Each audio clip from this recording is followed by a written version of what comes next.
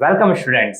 आज भी आपकी वही सीरीज चल रही है जो काफी दिनों से चल रही है और इसमें कुछ इंपॉर्टेंट बातें होती हैं मतलब जो मैं अपने नए यूजर नए सब्सक्राइबर को स्टार्टिंग के 2-4 मिनट में बताता हूँ। तो देखिए ये जो और जो पुराने यूजर्स हैं वो इस बातों को स्किप करें, सीधे टू द पॉइंट न्यूमेरिकल्स पे और क्वेश्चंस पे आए। देखिए ये बेटा जो हमने सीरीज आपकी डिजाइन करी है इसमें हमने कुछ बातें ध्यान में रखी हैं। जैसे पहली बात आपकी क्या है कि 60% क्वेश्चन बेटा हमने न्यूमेरिकल रखे हैं और 40% क्वेश्चन बेटा हमने थ्योरी वाले रखे हैं। ठीक है, अब इसके पीछे का रीजन क्या है?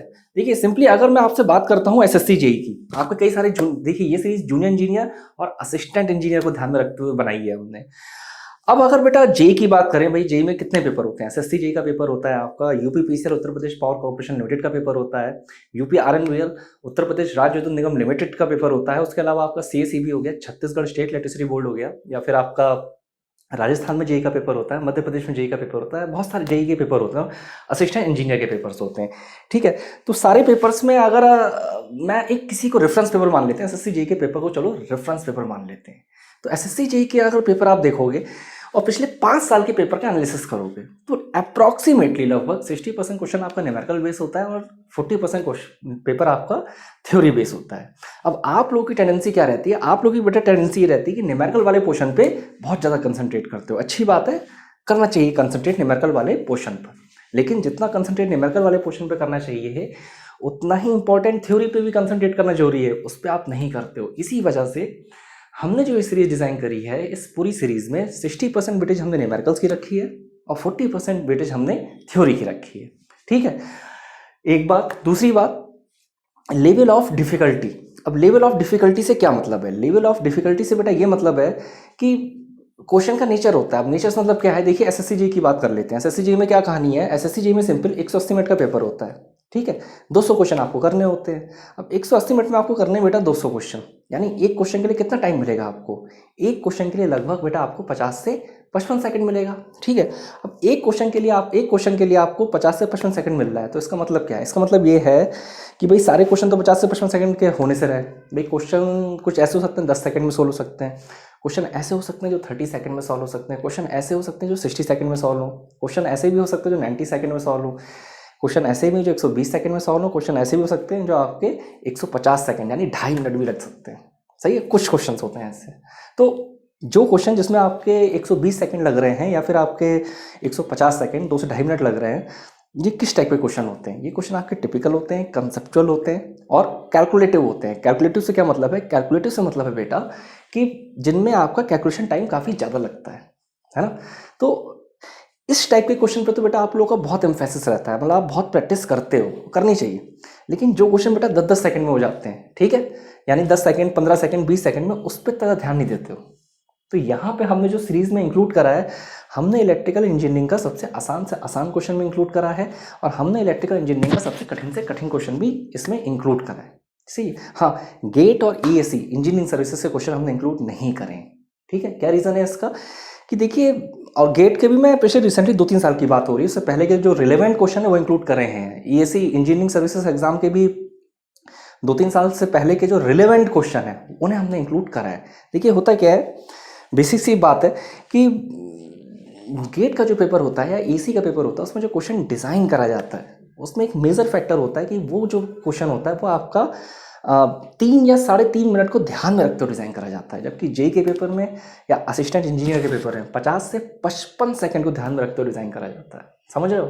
तो इसी वजह से हमने उसे नहीं इंक्लूड करा है। लेकिन जितने रिलेवेंट क्वेश्चन बन सकते हैं गेट ईसी के, रिलेवेंट किसके साथ? जेई और असिस्टेंट इंजीनियर एग्जाम के साथ, उन्हें हमने इसमें इंक्लूड करा है। ठीक है, तीसरा एक इंपॉर्टेंट पॉइंट है कि इस सीरीज में बेटा हमने लगभग सारे सब्जेक्ट इंक्लूड करे हैं। जैसे अगर मैं मशीन की बात कर लेता हूँ, इलेक्ट्रिकल मशीन की, तो इलेक्ट्रिकल मशीन में पूरा आपका बेसिक इसमें इंक्लूड है। सही है, फिर आपका ट्रांसफार्मर हो गया, उसके बाद आपका डीसी मशीन हो गया, फिर आपका इंडक्शन मशीन हो गया, फिर आपका सिंक्रोनस मशीन हो गया, फिर उसके बाद स्पेशल मशीन हो गया। तो सब कुछ हमने इंक्लूड करा है।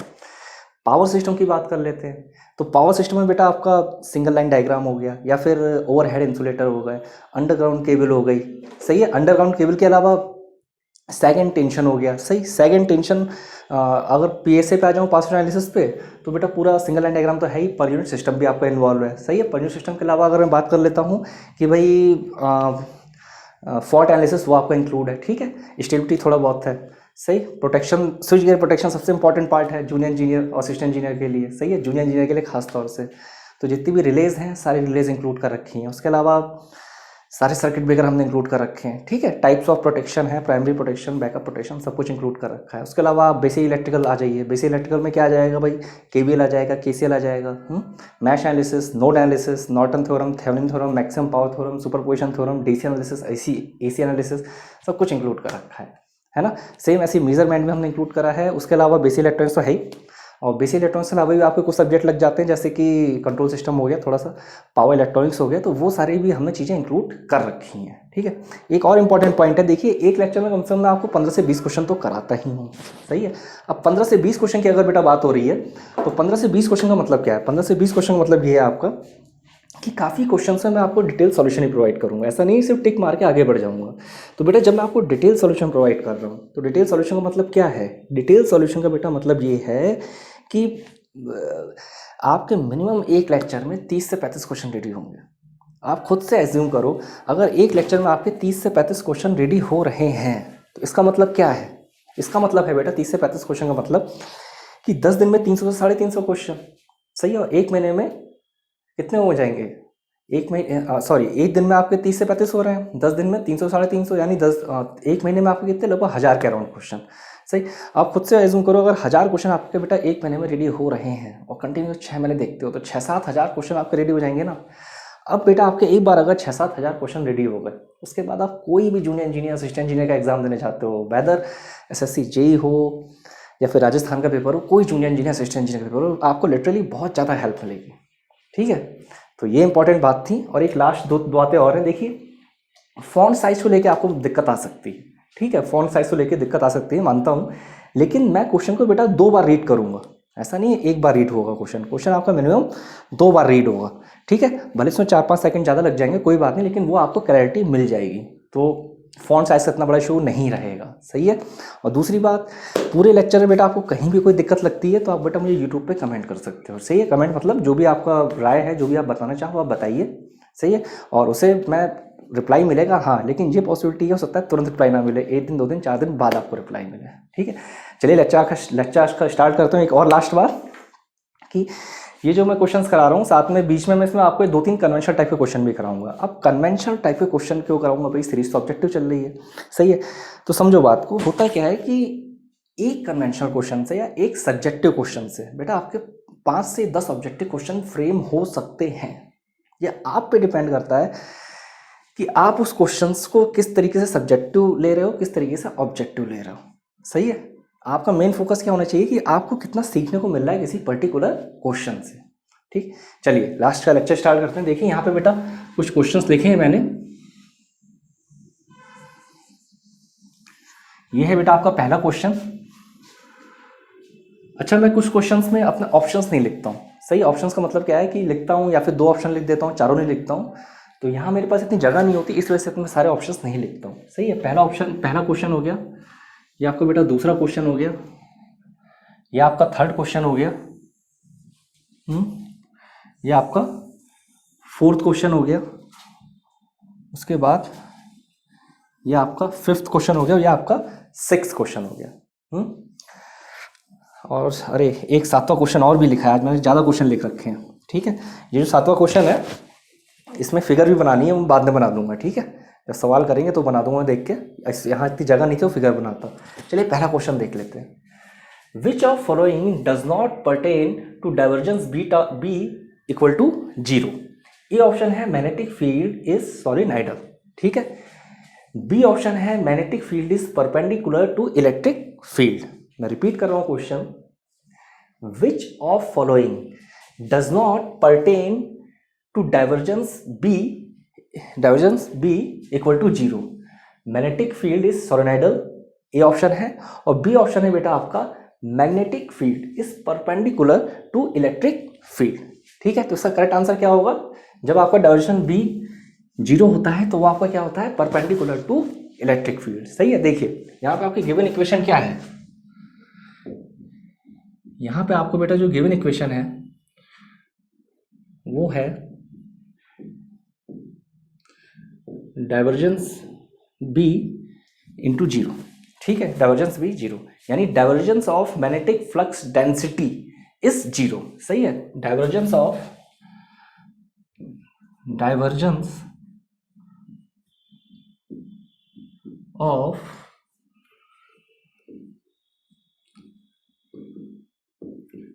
मैग्नेटिक फ्लक्स डेंसिटी यानी बी इज जीरो। ये अपने नोट्स में आप ये पॉइंट लिखिएगा। सही है, ये तो आपको बेटा गिवन है कि divergence of magnetic flux density वो आपकी क्या है, जीरो है। सो इट इज सोलेनोइडल। सही है, सो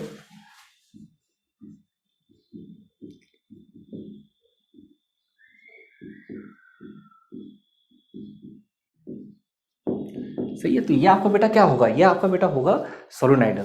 सही है, और यहाँ पे दे रखा है magnetic field is perpendicular to electric field, तो ये स्टेटमेंट आपका सही नहीं है अगर आपका डाइवर्जेंस ऑफ बी जीरो दे रखा है। ठीक है, तो देखो ये जो क्वेश्चन है, जैसे मैंने अभी आपको बताया कि क्वेश्चन आपके हर टाइप के एग्जाम में आते हैं। हर टाइप से मतलब क्या होता है कि ऐसे क्वेश्चंस भी आते हैं जो आप 10 सेकंड में कर लो, ऐसे क्वेश्चंस भी आते हैं जिसे करने में आपको 2 से 2.5 मिनट भी लग सकता है। तो 2 से 2.5 मिनट वाले की तो आपको अच्छी प्रैक्टिस करते ही हो, वो वैसे सवाल में मैं कराऊंगा, उसकी टेंशन नहीं है। लेकिन जो ये क्वेश्चंस होते हैं, इन क्वेश्चन का रोल क्या होता है, इन क्वेश्चन का बेटा रोल ये होता है कि बात को समझो आप कि भाई आपको 50 से 55 सेकंड मिल रहा है क्वेश्चन के लिए। सही है, तो कुछ क्वेश्चन ऐसे भी होते हैं जिसमें आप अटक सकते हो। अटकने में मतलब क्या है, कैलकुलेशन मिस्टेक हो सकती है, फिर टाइम ज़्यादा लग सकता है। तो उन क्वेश्चन के लिए आप एक्स्ट्रा टाइम कहाँ से लेके आओगे, है ना। तो उन क्वेश्चन के लिए एक्स्ट्रा टाइम बेटा इन्हीं टाइप के क्वेश्चन से निकलता है। समझ रहे हो, जो इस टाइप के क्वेश्चन होते हैं, इन्हीं टाइप के क्वेश्चन से वो एक्स्ट्रा टाइम निकलता है। अगर इन क्वेश्चन को आप जल्दी अटैम्प्ट कर लोगे, सही है, तो जो कठिन क्वेश्चन है और कैलकुलेटिव क्वेश्चन है उसके लिए आप ज़्यादा से ज़्यादा टाइम अपना निकाल सकते हो। सही है, तो मैंने अपना लेक्चर आज इसी आसान टाइप के सवाल से स्टार्ट करा है। नेक्स्ट क्वेश्चन देख ले रहे हैं।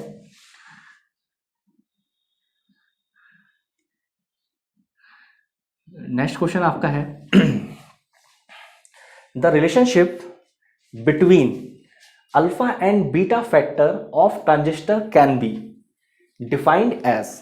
ए है आपका बीटा बराबर alpha upon 1 minus alpha, B है बेटा अल्फा बराबर beta upon beta minus 1, C है alpha into beta equal to 1।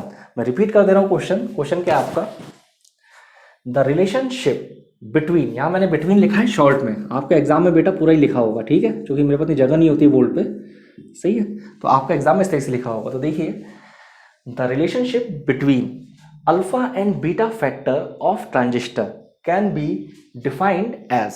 A option दे रखा है बीटा बराबर alpha upon 1 minus alpha, B option दे रखा है अल्फा बराबर बीटा अपॉन बीटा माइनस 1, और सी दे रखा है अल्फा बीटा इक्वल टू 1। सही है, तो देखिए यहाँ पे आपसे किसके बीच में रिलेशनशिप पूछी जा रही है, यहाँ पे आपको अल्फा और जो बीटा फैक्टर है, सही है, और ट्रांजिस्टर की बात हो रही है, ऑब्वियस सी बात है ट्रांजिस्टर में पूछा जाएगा। ट्रांजिस्टर में आपका अल्फा और बीटा के रेस्पेक्ट में क्या रिलेशन होता है, तो सिंपल बीटा बराबर क्या होता है, अल्फा अपॉन 1 माइनस अल्फा। आपका जो बीटा होता है बेटा, बीटा फैक्टर जो होता है वो alpha factor 1 minus alpha factor. तो कौन सा ऑप्शन इसमें करेक्ट होगा आपका, इसमें आपका बेटा जो ए वाला ऑप्शन है वो आपका बेटा बिल्कुल करेक्ट होगा। अब यहाँ पे बीटा होता क्या है, सही है, ये होता है आपका base current amplification factor. Beta कौन सा फैक्टर होता है, बेस करंट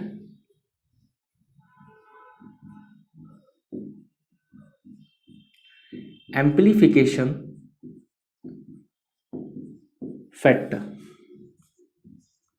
ठीक है, सही, बीटा आपका क्या होता है, base current amplification factor. Same इसी तरीके से अगर बेटा अल्फा की बात कर ले रहे हैं, तो अल्फा आपका क्या होता है, अल्फा होता है करंट एम्प्लीफिकेशन फैक्टर। अल्फा आपका होता है करंट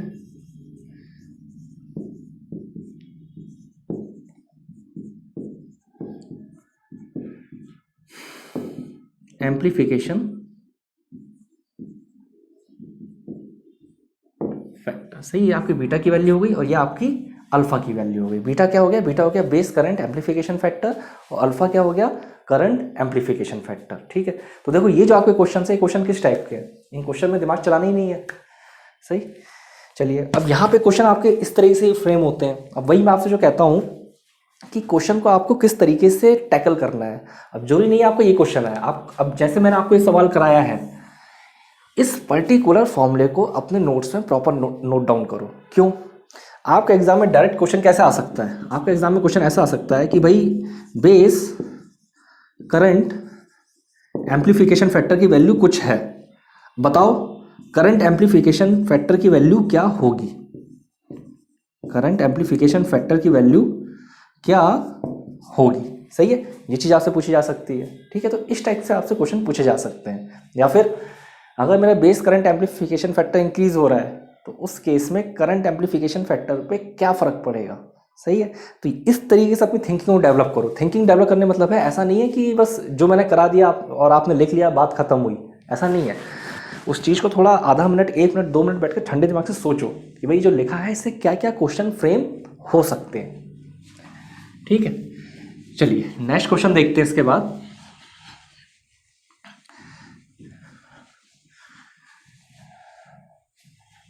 नेक्स्ट क्वेश्चन है आपका चलिए इसे रफ कर दे रहा हूं मैं, उसके बाद देखते हैं तीसरा क्वेश्चन।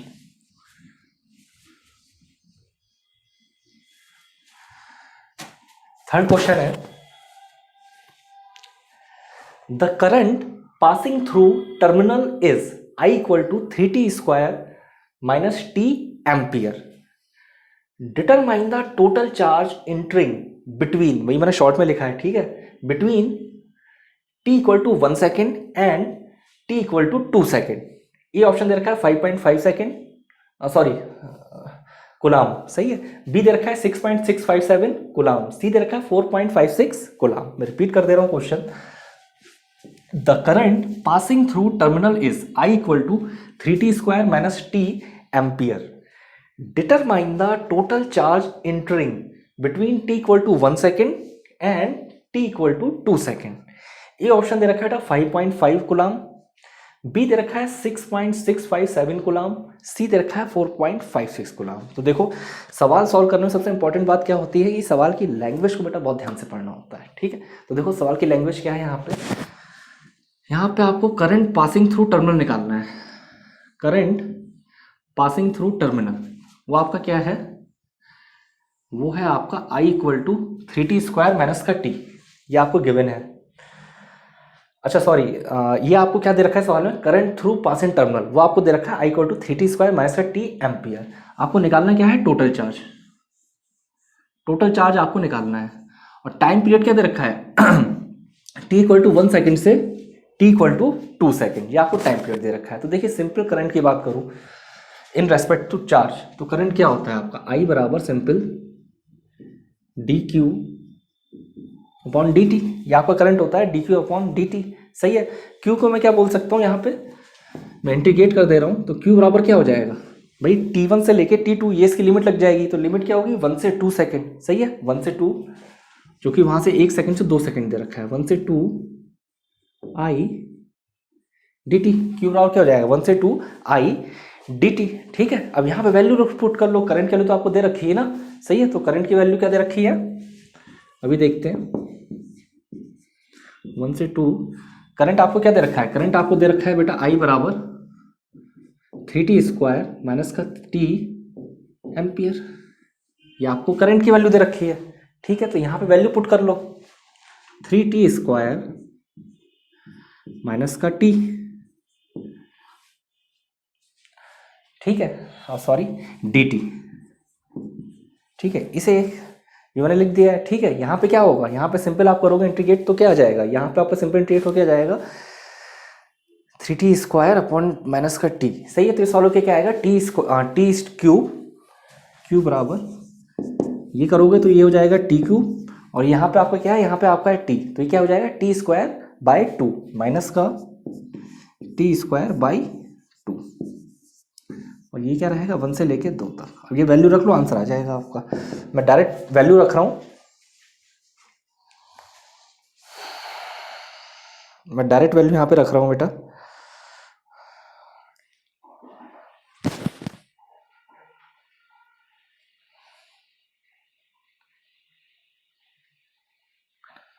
t माइनस का 2 इक्वल टू तरह इक्वल टू, ये सॉल्व क्या आएगा आपका बेटा 5.5 कूलम, सही है 5.5 कूलम। ठीक है, तो ये आपका करेक्ट आंसर होगा। रिपीट कर दे रहे हैं, क्वेश्चन क्या था, सिंपल आपको करंट थी, आपकी करंट किसी टर्मिनल से पास कर रही थी। उस करंट में कहानी क्या थी, उस करंट में क्या बोल रखा था कि भाई उस करंट में आपको ये गिवन था कि भाई करंट की वैल्यू क्या है। करंट की वैल्यू क्या थी, I बराबर 3t² माइनस का टी, ये आपकी करंट की वैल्यू थी। तो आपने क्या करा कि सिंपल आपको पता था I बराबर dq/dt होता है, सही है, rate of change of charge. तो आपने क्या किया, q बराबर इंटीग्रेट I dt। वहां पे आपने सिंपल अपनी I की जो आपको एक्सप्रेशन दे रखी थी वो I की एक्सप्रेशन पुट करी और आपका फाइनली आंसर आ गया। तो देखो ये सारे क्वेश्चन बेटा 10-10 20 सेकंड वाले हैं जो मैं आपको करा रहा हूँ। अगर इन क्वेश्चन में आपको बेटा ज़्यादा समय लगता है तो आप ये मान के चलो कि फिर कहीं ना कहीं कुछ गड़बड़ है। ये क्वेश्चन 5.5 कूलम था, तो ए वाला ऑप्शन आपका करेक्ट होगा। ठीक है। Genic Prime is the new features by Genic Education where you will get 450 plus video series questions explanation, Prime Facebook group for doubt solving, assignments, live sessions and many more. If you are interested then visit website and join quickly. For any query call on 9837933283. Next question है बेटा, if the current in one of coils changes from 20 ampere to 10 ampere in 0.2 second, EMF induced in other coil is 100 volt, then mutual inductance of pair of coil is, ये option है बेटा 1 Henry, B है आपका 2 Henry, सी है 4 Henry, D है 0.5 Henry. सही है, repeat कर रहा हूं question, if the current in one of coils changes from 20 ampere 20 ampere to 10 ampere in 0.2 second, EMF induced in other coil is 100 volt, then mutual inductance of pair of coil is, ए है आपका 1 Henry, B है आपका 2 Henry, सी है बेटा 4 Henry, D है आपका 0.5 Henry. तो देखिए इस क्वेश्चन में आपको क्या डेटा गिवन है, यहाँ पे है करंट की बात हो रही है। सही है, if current in one of the coil changes from 20 ampere से कितनी हो रही है आपकी बेटा, 20 एम्पियर से हो रही है बेटा आपकी 10 एम्पियर। सही है, पहले वैल्यू आपकी 20 एम्पियर थी, फिर आपकी 10 एम्पियर हो रही है। और कितना टाइम पीरियड लग रहा है यहाँ पे बेटा, जो टाइम पीरियड लग रहा है वो लग रहा है 0.2 सेकेंड, 0.2 सेकेंड। सही है, और EMF इंड्यूस, जो EMF इंड्यूस हो रहा है आपका, EMF induce in other coil is 100 volt, जो आपकी दूसरी कॉइल है उसमें जो EMF इंड्यूस हो रहा है वो आपका 100 वोल्ट हो रहा है। सही है, तो इस केस में म्यूचुअल इंडक्टेंस की वैल्यू पूछी जा रही है कि म्यूचुअल इंडक्टेंस आपका क्या होगा। सही है, तो देखिए इसका आपका फॉर्मूला क्या होता है कि अगर आपसे बोलूं EMF induce in other coil due to the mutual inductance, सही, तो उसका फॉर्मूला होता है E बराबर M di/dt, E equal to M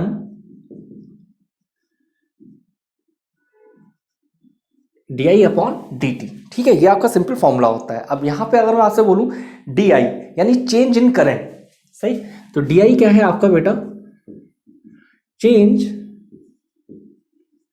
in current. सही है, DI है आपका चेंज इन करंट। तो चेंज इन करंट कितना है आपका 20 एम्पियर टू 10 एम्पियर, यानी 10 एम्पियर। सेम उसी तरीके से देखते हैं बेटा इन 2 सेकेंड, तो टाइम पीरियड कितना है आपका 2 सेकेंड, तो dt क्या है आपका,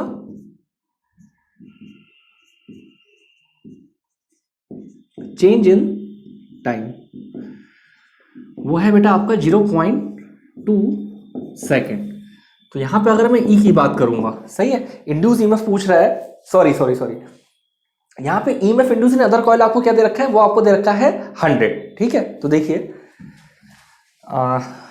इंड्यूस EMF या फिर इंड्यूस्ड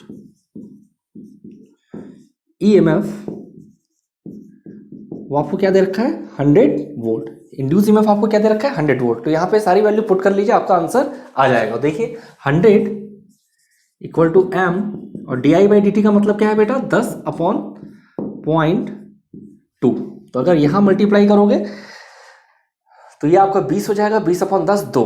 सही है, तो इसका आपका करेक्ट आंसर क्या आएगा 2 हेनरी। सही, मैं रिपीट कर दे रहा हूं। अगर इस सवाल की बात करते हैं, सवाल में सिंपल आपको क्या दे रखा था कि भाई कोई पर्टिकुलर कॉइल थी, उस कॉइल में करंट आपकी चेंज हो रही थी, चेंज किस हिसाब से हो रही थी, 20 एम्पियर से 10 एम्पियर हो रही थी, यानी चेंज इन करंट कितना हो रहा था, चेंज इन करंट बेटा आपका 10 एम्पियर हो रहा था, ठीक है। और टाइम पीरियड कितना लग रहा था, टाइम पीरियड आपको लग रहा था 0.2 सेकेंड, सही है।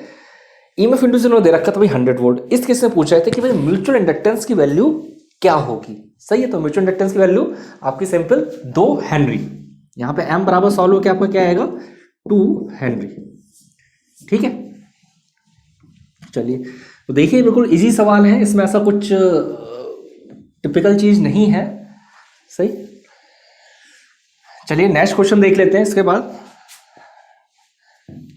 नेक्स्ट क्वेश्चन है आपका, as hysteresis motors are free from mechanical and magnetic vibrations, therefore these are considered as suitable for, A है बेटा आपका फैंस, बी है ब्लोअर, सी है साउंड इक्विपमेंट। मैंने वहां शॉर्ट में लिखा है sound equipment,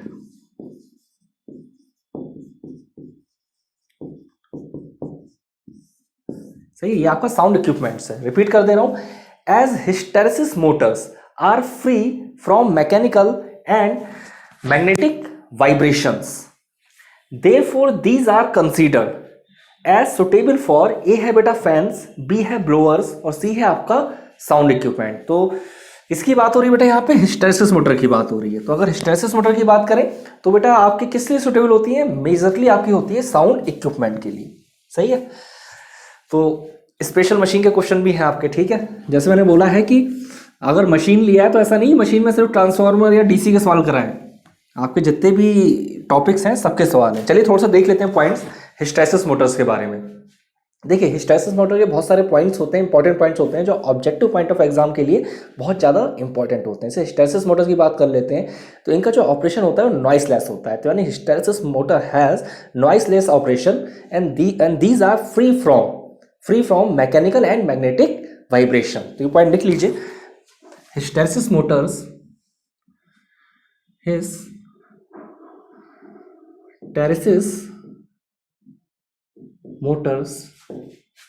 has noiseless operation and free from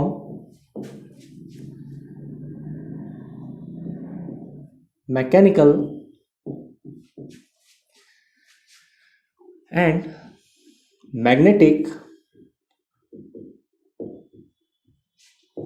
vibration, सही है। Hysteresis motors has noiseless operation and free from mechanical and magnetic vibration. तो ये पॉइंट भी आपको बेटा ऑब्जेक्टिव वाले एग्जाम में पूछा जाता है, सही है। और ऐसा होता क्या हो, क्योंकि it is due to an absence of teeth and winding in the rotor, जो कि इसके रोटर में टीथ और वाइंडिंग नहीं होती है। It is due to an absence of, it is due to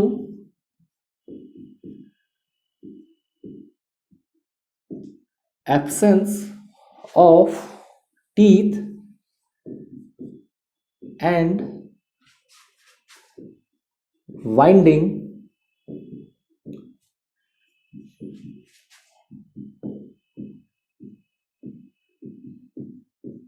in the rotor. इसके रोटर में ना ही टीथ होता है और ना ही आपकी बेटा वाइंडिंग होती है, सही है। तो इसीलिए ये आपका साउंड इक्विपमेंट के लिए सुटेबल होता है। सो it is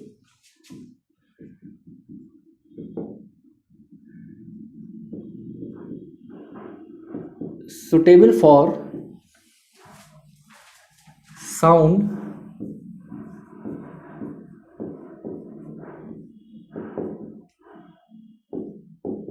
equipment. Sound equipment के लिए आपको बेटा सुटेबल होता है। उसके अलावा अगर इनके स्टार्टिंग टॉर्क की बात करते हैं तो it has high starting torque, सही है। इनका जो स्टार्टिंग टॉर्क होता है बेटा वो ज़्यादा होता है। It has higher hysteresis loss, सही है। इट हैज़, हिस्टेरेसिस मोटर की बात हो रही है, it has high starting torque and has high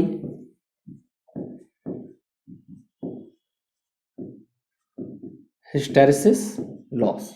ठीक है, इसका स्टार्टिंग टॉर्क भी हाई होता है और हिस्टेरेसिस लॉस भी इसका हाई होता है। सही है।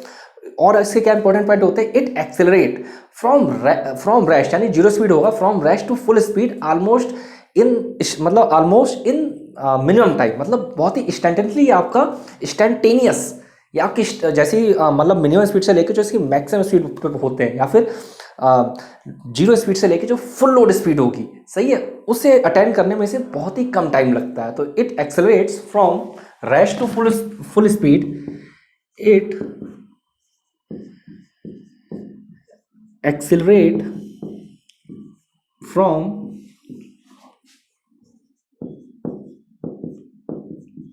रेस्ट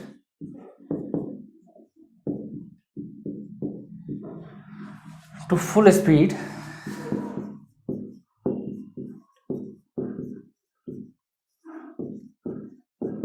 सही है, इंस्टेंटेनियस या आपका अपना रेस्ट से फुल स्पीड को गेन कर लेती है। सही है।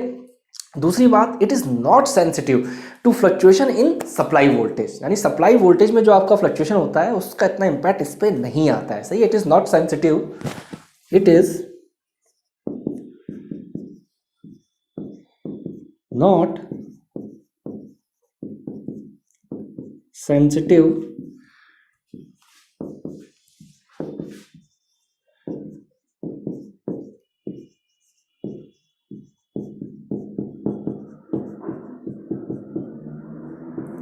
Fluctuation of supply voltage. सही है। दूसरी बात, अगर मैं नॉइस लेवल की बात करता हूं तो noise level of hysteresis motor is very low as compare to the induction motor because it operates at constant speed and its rotor is smooth. ये डिफरेंस भी आपको बेटा पूछा जाता है, ये पॉइंट में लिख लीजिए। The noise level of hysteresis motor, the noise level of hysteresis motor is very less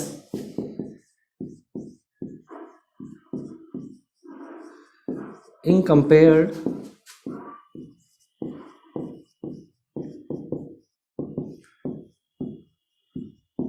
to induction motor. सही है। The noise level of hysteresis motor is very less in compared to induction motor because it operates at constant speed because it operates at constant speed and smooth rotor। ठीक है, तो ये hysteresis motor के बाद जितने important point है सारे point बताए, बार रिपीट कर ले रहे हैं। देखिए, hysteresis motor has noiseless operation, इसका ऑपरेशन क्या हुआ आपका, noiseless operation, and free from mechanical and magnetic vibration, mechanical और मैग्नेटिक वाइब्रेशन से फ्री होते हैं। It is due to the absence of teeth and winding in the rotor, so it is suitable for sound equipment, sound equipment के लिए suitable होता है। ये आपको ऑब्जेक्टिव क्वेश्चन पूछा गया था। ठीक है। इसके अगर बेटा स्टार्टिंग टॉर्क की बात करते हैं तो it has high starting torque, इसका जो स्टार्टिंग टॉर्क होता है वो बेटा कैसा होता है, वो आपका हाई होता है। ठीक है। एंड हाई हिस्टेरेसिस लॉस, और हिस्टेरेसिस लॉस की बात करें तो इसका हिस्टेरेसिस लॉस भी आपका ज़्यादा होता है। सही। It accelerate from rest to full speed, सही, it accelerate from rest to full speed instantaneously. सही है, यानी विद इन सेकेंड अपना रेस्ट से full speed within second आ जाता है। It is not sensitive to fluctuation of supply voltage, it is not sensitive to fluctuation. सही, not sensitive आपका होता है, समझना सप्लाई वोल्टेज में कोई फ्लक्चुएशन आ रहा है तो इस पर इतना इंपैक्ट नहीं आता है। The noise level of hysteresis motor is very less in compare to induction motor because it operates at constant speed and smooth rotor, constant speed and smooth rotor. तो ये आपके इंपॉर्टेंट पॉइंट्स थे, क्योंकि मैंने बोला है वैसे तो मैं टिक लगा के सीधे क्वेश्चन में आगे बढ़ सकता था, लेकिन उस चीज़ का कोई मतलब नहीं है, इसी वजह से यहाँ मैंने क्वेश्चन में आपका सारा डिटेल में बता दिया। ठीक है। और ये चीज़ें अपनी नोट्स में प्रॉपर मेंटेन करो, क्योंकि ये चीज़ें आपके काम में आएंगी। चलिए, अभी 2 सवाल और बचे हैं, उसके बाद फिर कुछ सब्जेक्टिव टाइप के सवाल देखेंगे।